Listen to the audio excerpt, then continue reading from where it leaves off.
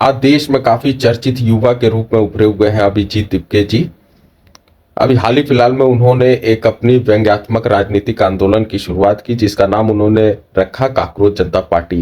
हुआ यूं ही कि देश के सर्वोच्च न्यायपालिका के मुख्य न्यायाधीश के द्वारा बेरोजगार युवाओं और सिस्टम पर सवाल उठाने वालों को काकरोच कहे जाने पर इसका विरोध काफी जोर शोर से शुरू हुआ, जिसके बाद अभिजीत दिपके जी बेरोजगार युवाओं के लिए एक पार्टी का गठन किया, जिसका नाम काकरोच जनता पार्टी रखा गया, जो कि यह ऑनलाइन प्लेटफॉर्म पार्टी बनी है। मेरे तरफ से उनको ढेर सारी बधाई और शुभकामनाएं, क्योंकि वो आज उनके लिए ये ऐतिहासिक क्षण रहा, क्योंकि भारतीय जनता पार्टी और कांग्रेस का इन्होंने रिकॉर्ड तोड़ा। ऑनलाइन प्लेटफॉर्म पर मात्र 4 दिन में इन्होंने 6 मिलियन फॉलोवर अपने बनाए।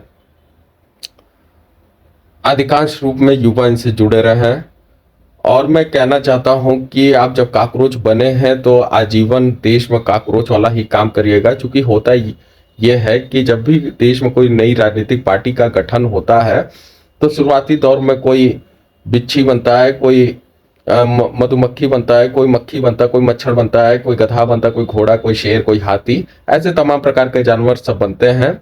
लेकिन जैसे जैसे कारवां बदलता जाता है तो धीरे धीरे कोई आस्तीन का सांप बन जाता है, तो कोई गिरगिटान बन जाता है। लेकिन उम्मीद है कि आप काकरोच बने रहिएगा।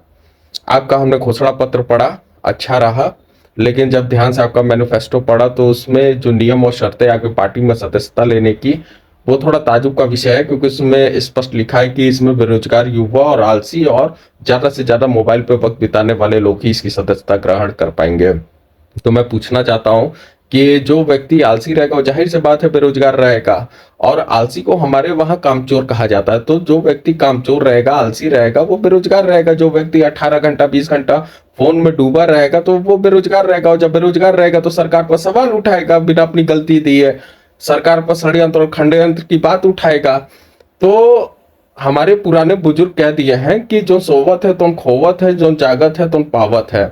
तो ये बड़ी ताजुब का विषय मुझे लगा कि 48 घंटे में आपकी पार्टी की सदस्यता लाखों युवाओं ने ली और वो अपने आप को प्रमाणित कर दिया कि हम कामचोर हैं, हम आलसी हैं। ये बड़ी ताजुब का विषय रहा। और शर्म का विषय ये रहा कि जिस देश में शहीद आजम भगत सिंह ने जन्म लिया हो, जिस देश में स्वामी विवेकानंद ने जन्म लिया हो, जिस देश में वीर अब्दुल आमिर ने जन्म लिया हो, जिस देश में खुदीराम बोस ने जन्म लिया हो, जिस देश में शिवाजी महाराज ने जन्म लिया हो, जिस देश में अब्दुल कलाम ने जन्म लिया हो, और भी ऐसे तमाम हमारे क्रांतिकारी महापुरुष रहे जिनका मैं उदाहरण दे सकता हूं, उस देश के युवा अपने आप को कामचोर घोषित कर रहे हैं। ये बड़ी ताजुब की बात है।